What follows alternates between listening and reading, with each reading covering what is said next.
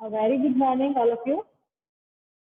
Today, I am going to start lesson number 2. The chapter name is Microorganisms, Friends and Foes. In previous classes, we complete the chapter number 2. We understand all the topics, including lesson number 2. Here, in today's class, we discuss all question answers. Here, the first question is, pick the correct answer. Yeast is used in the production of. yeast का use किसके production में होता है ना?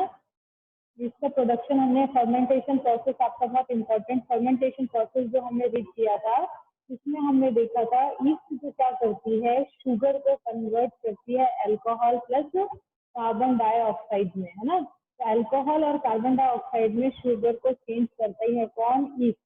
ठीक है, तो east का जो प्रोडक्शन होगा वो क्या होगा? अल्कोहल. लर्न रहेगा आपको, ईस्ट का जो प्रोडक्शन होता है वो क्या होता है? अल्कोहल. ठीक है, तो हमने कुछ एंटीबायोटिक का यूजफुल एस्पेक्ट्स में देखा था कि हम माइक्रो ऑर्गेनिज्म से हमें क्या ऑब्टेन होता है. We get so much things, और उन थिंग्स में से वन थिंग क्या है हमारे पास में? एंटीबायोटिक. एंटीबायोटिक, तो यहाँ पर आपको बहुत सारे ABCD ऑप्शन होंगे, उसमें कौन सा था आपका? Antibiotic streptomycin. कौन से एंटीबायोटिक है? Streptomycin.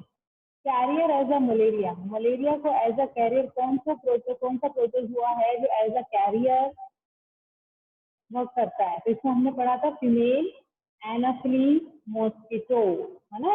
We read this, female anopheles mosquito.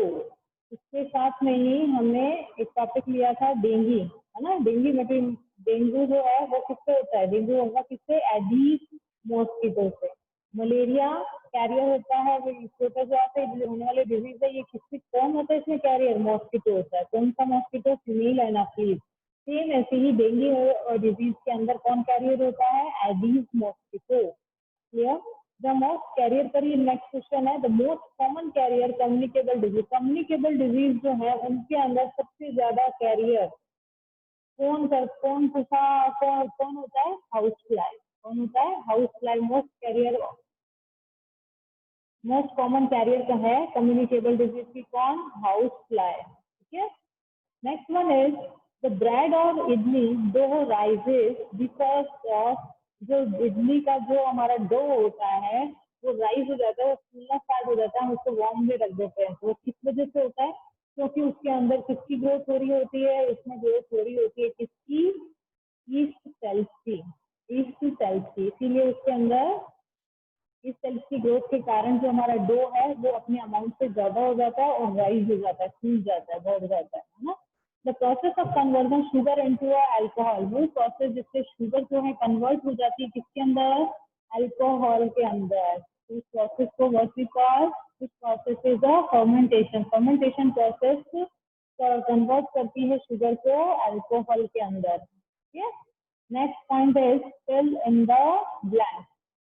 Microorganism can be seen with the help of microscope. जो माइक्रोस्कोप है हम अपनी नैक्ड आई से तो देख नहीं सकते, तो उसको देखने के लिए हमें किसकी जरूरत होती है? माइक्रोस्कोप की जरूरत होती है. ठीक है. Second, blue green algae fix nitrogen directly from air and enhance fertility of oil. जो ब्लू ग्रीन एल्गी है नाइट्रोजन को क्या करती है? फिक्स करने का काम करती है. जैसे राइजोबियम बैक्टीरिया है वो भी क्या करता है? नाइट्रोजन को फिक्स करने में हेल्प करता है. तो blue green algae and rhizobium bacteria nitrogen fixing micro organism होते हैं जो एनवायरमेंट में प्रेजेंट नाइट्रोजन को सॉइल के अंदर फिक्स करते हैं और सॉइल की फर्टिलिटी को इंक्रीज करते हैं. क्लियर? और ये हमने पॉइंट पढ़ा था यूजफुल एस्पेक्ट्स में सॉइल फर्टिलिटी को इंक्रीज करने में, ब्लू ग्रीन एल्गी और rhizobium bacteria. Third one is alcohol is produced with the help of. Alcohol produce होता है किसकी हेल्प से? ईस्ट की हेल्प से. आप याद रखिए फर्मेंटेशन प्रोसेस है, शुगर कन्वर्ट हो रही है अल्कोहल और कार्बन डाइऑक्साइड में. किसकी हेल्प से? ईस्ट की हेल्प से. ठीक है. Dash is caused by bacteria. अब कौन सी डिजीज है बैक्टीरिया के कारण कॉज होती है? तो एक डिजीज का नाम दिया हुआ है क्लोरेला. क्लोरेला डिजीज जो है बैक्टीरिया कॉजिंग डिजीज है. ठीक है, यहाँ पे मैचअप में बैक्टीरिया डिजीज कौन सी है? कॉलेरा. राइजोबियम का क्या काम होता है? राइजोबियम का काम होता है नाइट्रोजन को फिक्स करने में, फिक्सिंग नाइट्रोजन है, ठीक है। लैक्टोबैसिलस मिल्क को किसमें कन्वर्ट करता है? कर्ड में, तो setting to curd. Yeast making bread, bread में जो फ्लफीनेस है, जो स्पोर्स आपको दिखाई देते हैं, वो सब किसके कारण होते हैं? किसके कारण? ईस्ट के कारण, ठीक है। प्रोटोजोआ मलेरिया डिजीज कॉज करता है, प्रोटोजोआ कॉजिंग मलेरिया। कैरियर उसके अंदर कौन होता है?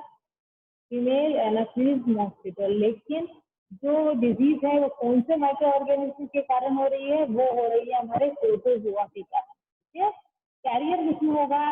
कौन कैरियर जो होगा? फीमेल एनाफिलीज, लेकिन उसके अंदर जो जिसके कारण वो डिजीज कॉज होती है वो कौन है? प्रोटोजोआ, ठीक है।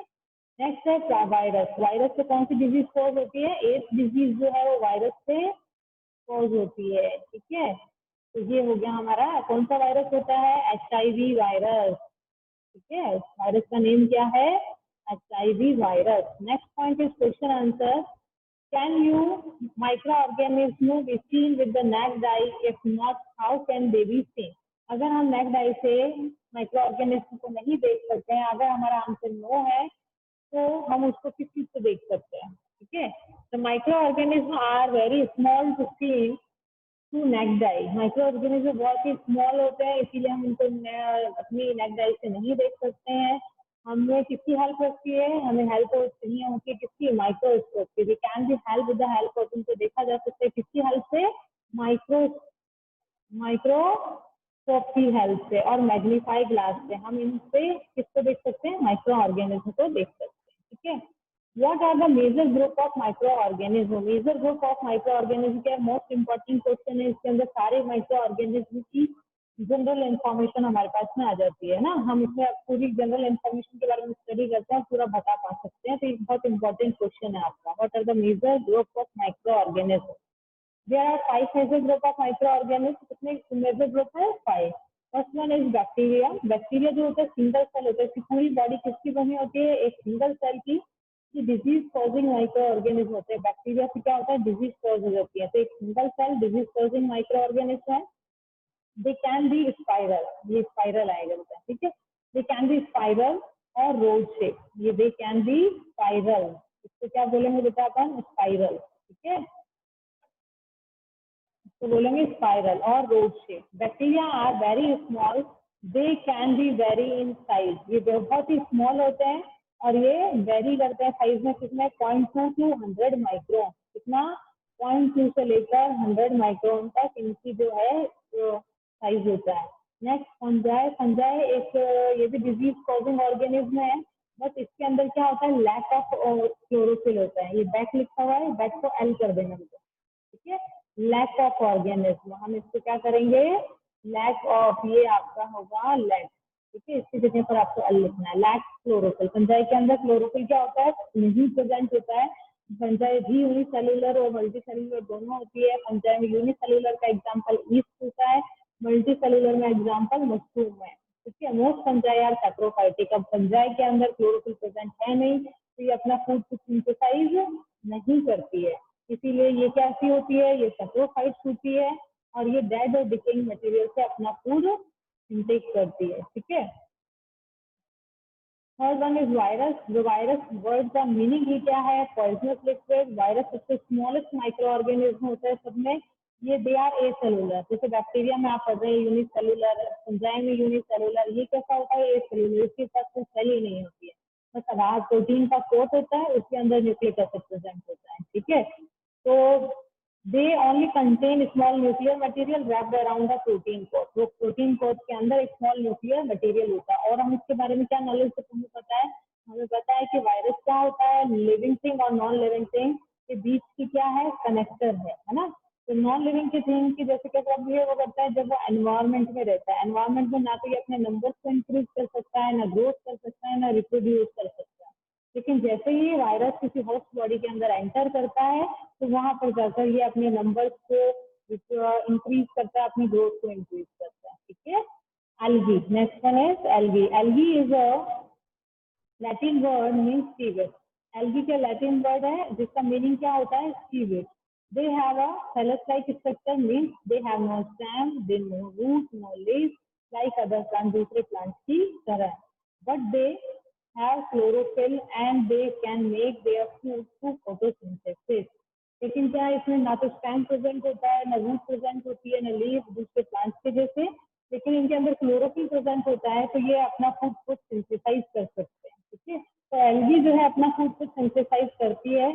और हमने यूजफुल एस्पेक्ट में स्पाइरुलिना एग्जांपल देखा था. स्पाइरुलिना के अंदर क्या एनरिच होता है? स्पाइरुलिना के अंदर एनरिच होता है विटामिन और मिनरल्स का प्रोटीन और मिनरल्स जो होते हैं उसके अंदर क्या होते हैं? एनरिच होते हैं. इसीलिए हम स्पाइरुलिना का as a tablet, as a juice, as a powder source करके हम उसको डायरेक्टली भी टीच करते हैं. ठीक है, तो जो एल्गी है वो अपना फूड खुद सिंथेसाइज करती है. कौन से प्रोसेस से? Through process of photosynthesis. Next one is protozoa.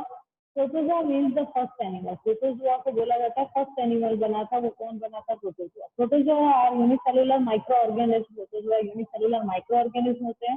Protozoa are either saprophytic और पैरासाइटिक. तो प्रोटोजोआ है सैप्रोफाइटिक यानी डेड और डिकेइंग मटेरियल से भी अपना फूड इनटेक कर सकता है, और पैरासाइटिक भी होता है. पैरासाइटिक का मीनिंग क्या हो गया? पैरासाइटिक का यहाँ पर मीनिंग हो गया कि ये डिपेंड करता है अब ये फूड के लिए दूसरों पर. जैसे मलेरिया किससे हो रहा था?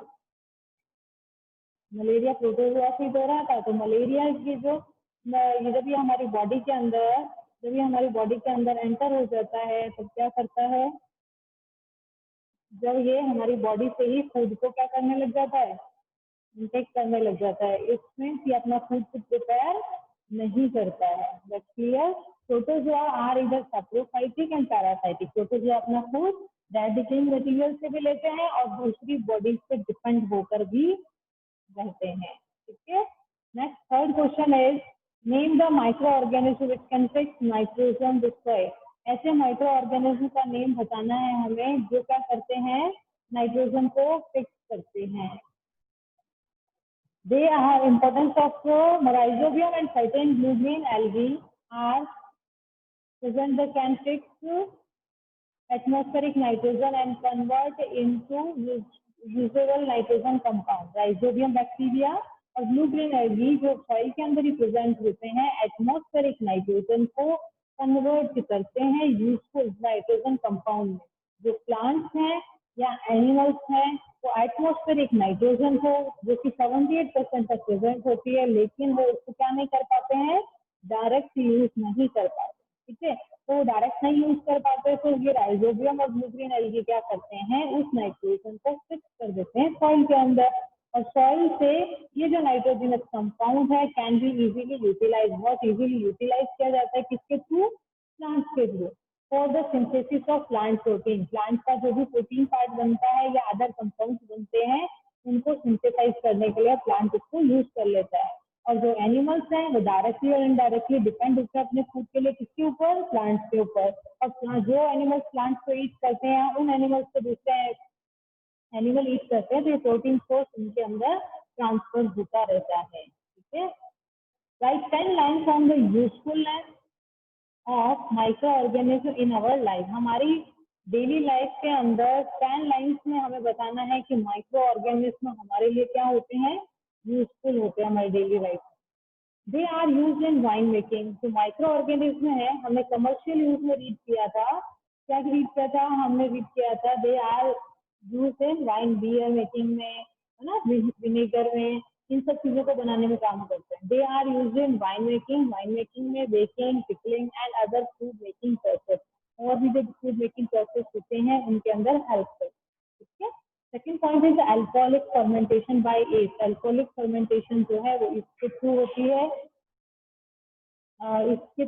है, और वाइडली यूज होती है प्रिपरेशन ऑफ वाइन और ब्रेड. और ब्रेड बनाने में भी इसका अल्कोहलिक फर्मेंटेशन इसका जो यूज किया जाता है ब्रेड बनाने में किया जाता है. ये सेकेंड यूज है. ठीक है.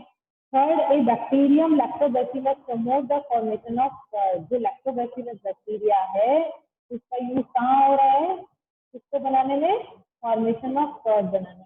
I hope all the questions you understand very clearly. ठीक है. Yeast reproduce rapidly and produces CO2 during respiration. तो ईस्ट है वो रिप्रोड्यूस करती है बहुत जल्दी से, और क्या चीज रिप्रोड्यूस कर देती है, तो प्रोड्यूस करती है कार्बन डाइऑक्साइड रेस्पिरेशन के ड्यूरिंग। तो bubble of gas fill in the dough and increase its volume. जो ये बबल बनती है ना कार्बन डाइऑक्साइड, तो ये इडली का डो है या कुछ भी है, तो उसके अंदर ये जो कार्बन डाइऑक्साइड है इसको इंक्रीज कर देती है ईस्ट। ईस्ट क्या करती है, पहले तो अपने नंबर्स को बहुत ज्यादा वहां पर रैपिडली बढ़ा देती है, और ड्यूरिंग रेस्पिरेशन वो क्या रिलीज करती है, कार्बन डाइऑक्साइड रिलीज करती है, जिसके कारण ईस्ट की ग्रोथ बढ़ने के कारण कार्बन डाइऑक्साइड की जो है अमाउंट यहाँ पे बढ़ जाती है, इसीलिए वो बबल्स या डो जो होता है उसमें फ्लफीनेस आ जाती है। ठीक है, कितने पॉइंट हुए, how many points we read, 4। First point is microbes are use to reduce pollution. Microbes का यूज किस में किया जाता है, पॉल्यूशन को रिड्यूस करने में। डीकम्पोजर्स होते हैं सच एज बैक्टीरिया और फंजाई। बैक्टीरिया फंजाई डीकम्पोजर होते हैं जो ब्रेक डाउन करते हैं डेड बॉडीज और एक्सक्रीटा, और उसको कर देते हैं इनऑर्गेनिक कंपाउंड में change, which can be absorb by plant. जिनको क्या करता है, प्लांट क्या कर लेता है, इजीली एब्जॉर्ब कर लेता है। ठीक है, जिसको प्लांट क्या कर सकता है, इजीली एब्जॉर्ब कर सकता है। ठीक है, तो ये अपन ने पढ़ा था क्लीनिंग एनवायरमेंट। ये पॉइंट अपन ने रीड किया था, क्लीनिंग एनवायरमेंट। जो बैक्टीरिया और fungi as a decomposer work करके जो डेड बॉडीज हैं उनको सिंपल इनऑर्गेनिक कंपाउंड में चेंज कर देता है, और इन सिंपल इनऑर्गेनिक कंपाउंड जो होते हैं उनको प्लांट क्या कर लेता है, एब्जॉर्ब कर लेता है। ठीक है, they are used to increase the soil fertility by nitrogen fixation. अब जो बैक्टीरिया है वो क्या करते हैं, सॉइल फर्टिलिटी को बढ़ा देते हैं। कौन से प्रोसेस से, नाइट्रोजन फिक्सिंग बैक्टीरिया। इसमें एग्जांपल हमारे पास में rhizobium bacteria and true green algae atmospheric nitrogen को फिक्स करके सॉइल की फर्टिलिटी को क्या कर देते हैं, इंक्रीज कर देते हैं। ठीक है, next one is microbe also play an important role in the preparation of medicine. Microbe का एक रोल और है, ये मेडिसिन को प्रिपेयर करने में या प्रोड्यूस करने में भी हेल्प करते हैं। जैसे हमने पेनिसिलिन देखा था, पेनिसिलिन को कौन बनाता है, पेनिसिलियम नोटेटम। और which micro organism producer by penicillin, penicillium notatum. Penicillium notatum एक एग्जांपल है फंजाई। इसका एग्जांपल है फंजाई का। तो हमने इसमें रीड किया था कि हम माइक्रो ऑर्गेनिज्म की हेल्प से हमें कुछ एंटीबायोटिक्स या मेडिसिन भी बनती हैं। Antibiotics are chemical produce by micro organism bacteria. ये जो एंटीबायोटिक्स होती है केमिकल के जैसे ही काम करती हैं। जो भी माइक्रो ऑर्गेनिज्म है जैसे बैक्टीरिया, उसको या तो ग्रोथ को स्टॉप कर देती है या उनको किल कर देती है। Certain microbes are also used in sewage treatment plant. कुछ माइक्रोब्स ऐसे भी हैं जो डिकम्पोज कर देते हैं चीजों को, उनका सीवेज ट्रीटमेंट प्लांट में भी क्या किया जाता है, यूज किया जाता है। Antibiotic are use to control many plant disease. और इन एंटीबायोटिक का जो हम यूज करते हैं वो किसके अंदर, कुछ प्लांट डिजीज को कंट्रोल करने के लिए भी हम क्या करते हैं, इनका यूज करते हैं। और ये एंटीबायोटिक हमें कौन देता है, ये एंटीबायोटिक हमें देते हैं माइक्रो ऑर्गेनिज्म। उन माइक्रो ऑर्गेनिज्म जो प्रोड्यूस एंटीबायोटिक है उसी का ही तो यूज कर रहे हैं हम प्लांट डिजीज को क्या करने के लिए, कंट्रोल करने के लिए। Clear. Next question number 5. Write a short paragraph on the harmful effect of microorganism. harmful effect, अब हमने useful effect read कर लिया, अब हम harmful effect कर रहे हैं। इसके अंदर हम read करें the harmful effect of microorganism. Many microorganisms cause disease in animals which are called pathological microorganisms. For example, जो microorganism है disease cause करते हैं animals के अंदर, जिनको हम पैथोजन माइक्रो ऑर्गेनिज्म, हमने पैथोजन वर्ड यूज किया था, पैथोजन विच माइक्रो ऑर्गेनिज्म कॉज डिजीज। ऐसे माइक्रो ऑर्गेनिज्म जो डिजीज कॉज करते हैं उन्हें हम पैथोजन बोलते हैं। तो पैथोजन माइक्रो ऑर्गेनिज्म जो होते हैं, एग्जांपल हमारे पास में आगे टाइफाइड, कॉलेरा, तो कुछ पैथोजन माइक्रो ऑर्गेनिज्म होते हैं जो हमारे को क्या करते हैं, डिजीज कॉज कर देते हैं। ठीक है, next, in cattle the foot and mouth disease caused by virus. Kettles के अंदर, जानवरों के अंदर जो फुट माउथ डिजीज होती है वो किसके कारण हो जाती है, वायरस के कारण। तो ये भी क्या हो गया, हार्मफुल इफेक्ट हो गया, हार्मफुल इफेक्ट हो गया। सर्टेन माइक्रोब्स और एंटरिंग इनटू अवर बॉडी, तो जो कुछ माइक्रोब्स जो होते हैं हमारी बॉडी के अंदर एंटर हो जाते हैं, टॉक्सिक सब्सटेंसेस को क्या करते हैं, रिलीज करते हैं, जो लीड कर देता है किसको, फूड पॉइजनिंग को। इससे हमारे को क्या हो जाती है, फूड पॉइजनिंग। जो ओपन फूड होता है ना, उसके अंदर कुछ माइक्रोब्स ग्रो हो जाते हैं, एयर से ट्रांसफर हो जाते हैं, नहीं house like as a carrier काम करती है। तो ऐसे फूड को जब हम खा लेते हैं तो ये माइक्रो ऑर्गेनिज्म क्या करते हैं, हमारे बॉडी के अंदर जाकर कुछ टॉक्सिक सब्सटेंस और रिलीज कर देते हैं, जिससे हमें क्या हो जाती है, it leads to be a food poisoning. Clear? तो ये हमारे हार्मफुल इफेक्ट थे। ठीक है, next point is question number 6, what are antibiotics, what precaution must be taken while taking antibiotics. Antibiotics क्या होते हैं, हमें क्या प्रिकॉशंस यूज करने चाहिए जब हम एंटीबायोटिक लेते हैं। ठीक है, antibiotic are medicine produced by certain microorganisms to kill other disease causing microorganisms। Antibiotic क्या है, मेडिसिन है जो कुछ माइक्रो ऑर्गेनिज्म के थ्रू प्रोड्यूस की जाती है, और कुछ माइक्रो ऑर्गेनिज्म को क्या करती है, किल other disease causing micro organism. Disease causing micro organism है उनको क्या करती है, किल करने का काम करती है। ठीक है, these medicine are commonly obtain from, ये जो मेडिसिन है यानी कि ये जो एंटीबायोटिक है हमारे को कॉमनली किससे मिलती है, बैक्टीरिया एंड फंजाई। किससे मिलती है, बैक्टीरिया एंड फंजाई। ठीक, तो ये बैक्टीरिया एंड फंजाई प्रोड्यूस करते हैं अपने अंदर से एक केमिकल जिससे हमारे डिजीज कॉजिंग माइक्रो ऑर्गेनिज्म की ग्रोथ क्या कर सकते हैं, या तो स्टॉप कर सकते हैं या उन माइक्रो ऑर्गेनिज्म को किल कर सकते हैं। ऐसे उस केमिकल को ही हम क्या वर्ड यूज करें, एंटीबायोटिक। एंटीबायोटिक के कुछ नेम है, स्ट्रेप्टोमाइसिन, टेट्रासाइक्लिन, पेनिसिलिन। जो फर्स्ट एंटीबायोटिक है वो कौन सी है बेटा, पेनिसिलिन। ये क्वेश्चन पूछा जा सकता है, फर्स्ट एंटीबायोटिक कौन सी है, this antibiotic discover first penicillin. ठीक है, प्रिकॉशंस, हमें एंटीबायोटिक यूज लेते टाइम पे हमें क्या प्रिकॉशंस रखने चाहिए वो पूछा है। नेक्स्ट प्रिकॉशंस है,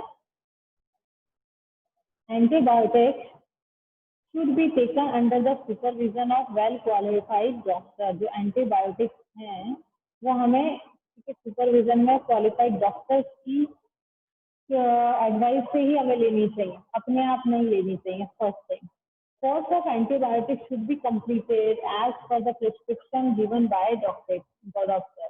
जो भी कोर्स होता है एंटीबायोटिक का डॉक्टर्स के प्रिस्क्रिप्शन के अकॉर्डिंग ही हमें उसको क्या करना चाहिए, कंप्लीट करना चाहिए।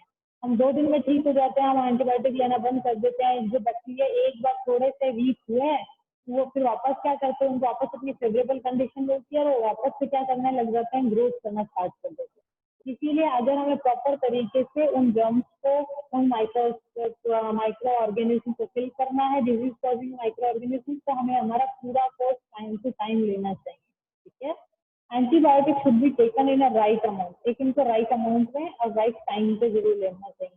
जैसे हर एंटीबायोटिक के बीच में कोई 12 आवर्स का गैप रखता है, कोई 8 आवर का, कुछ एंटीबायोटिक 6 आवर के गैप में ली जाती है। तो हमें एक राइट अमाउंट हमारी एज के अकॉर्डिंग, हमारे वेट के अकॉर्डिंग जो एंटीबायोटिक की जो डोज है वो डिपेंड होती है। तो राइट अमाउंट में हमें लेना चाहिए और राइट टाइम पे, जो भी उसका टाइम दिया गया है, मॉर्निंग में लेना है, इवनिंग में लेना है, दो दवाई के बीच में, आपको डोज के बीच में इतना गैप रखना है, आपको इसका ध्यान रखना चाहिए, है ना।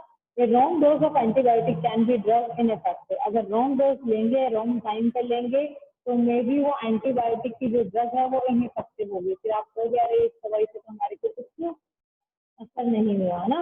और इसके अंदर हो सकता है कि हमें हर टाइम एंटीबायोटिक अपनी मर्जी से नहीं लेनी चाहिए। क्यों? क्योंकि हमारी बॉडी के अंदर कुछ यूजफुल बैक्टीरिया भी प्रेजेंट होते हैं जो इन्हें ज्यादा एंटीबायोटिक लेने से वो भी क्या हो जाते हैं, किल। इसलिए हमें अननेसेसरी एंटीबायोटिक यूज नहीं करनी चाहिए। ठीक है, तो ये आपकी लेसन नंबर 2 के ऑल क्वेश्चन आंसर हमने डिस्कस कर लिए हैं। I think all are understood each and every question.